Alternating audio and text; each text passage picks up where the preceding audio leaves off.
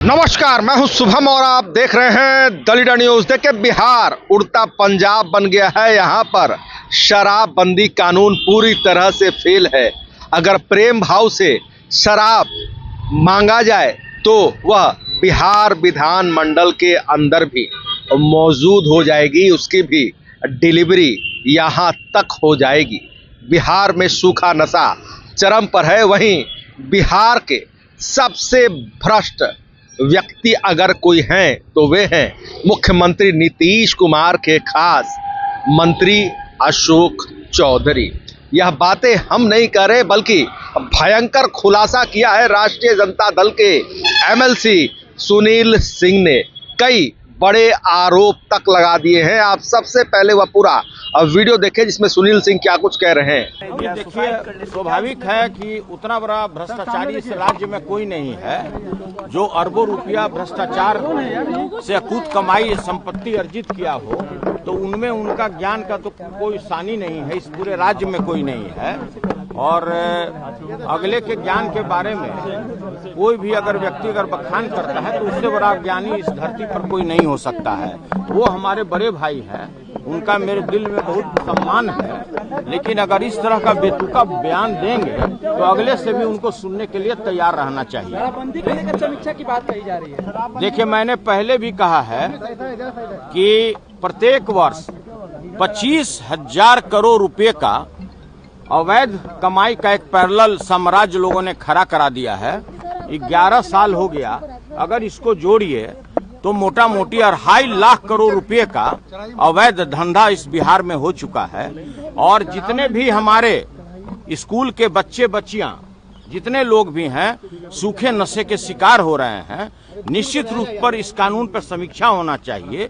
कोई ऐसा क्षेत्र नहीं है कहीं भी, हमने पहले भी कहा है, हम में तुम में खरे खम में सब में व्यापत राम।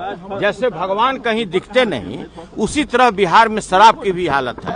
आप प्रेम भाव से कहीं भी खोजिए तो आपको इवेन बिहार विधान मंडल के कैंपस में भी आपको शराब की आपूर्ति हो जाएगी।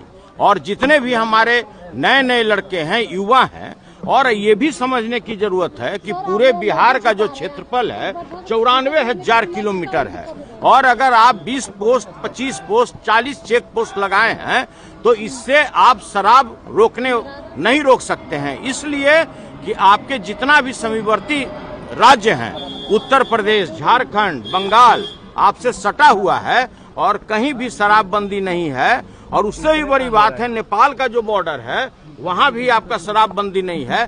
तो कैसे आप अपेक्षा करते हैं कि बिहार में शराबबंदी हो सकता है?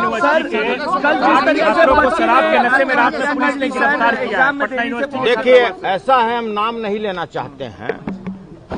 बिहार विधान मंडल के चाहे एमएलसी या एमएलए, मैं नाम जानता हूं जहां पर प्रतिदिन उनके घर पर शराब की बोतलें खुलती है। वहां पर लोग बैठकर सामूहिक रूप से शराब पीते हैं।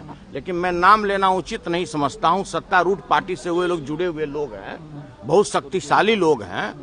तो भाई देखिए, ऐसे है, क्या मंत्री क्या विधायक।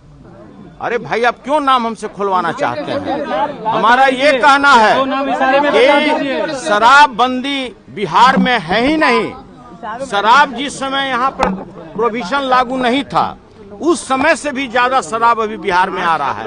उतना ही नहीं, पूरा बिहार उड़ता पंजाब बन गया है।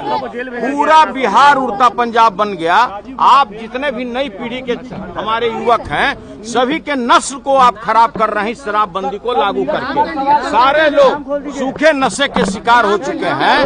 हमारे आने वाली पीढ़ी बर्बाद हो गई इस नशाबंदी में। तो आपने देखा कि राष्ट्रीय जनता दल के एमएलसी सुनील सिंह ने शराबबंदी कानून पर बड़े सवाल उठाए हैं। इसे पूरी तरह फेल बताया है और कहा है कि शराब की डिलीवरी बिहार विधान मंडल के अंदर तक हो सकती है।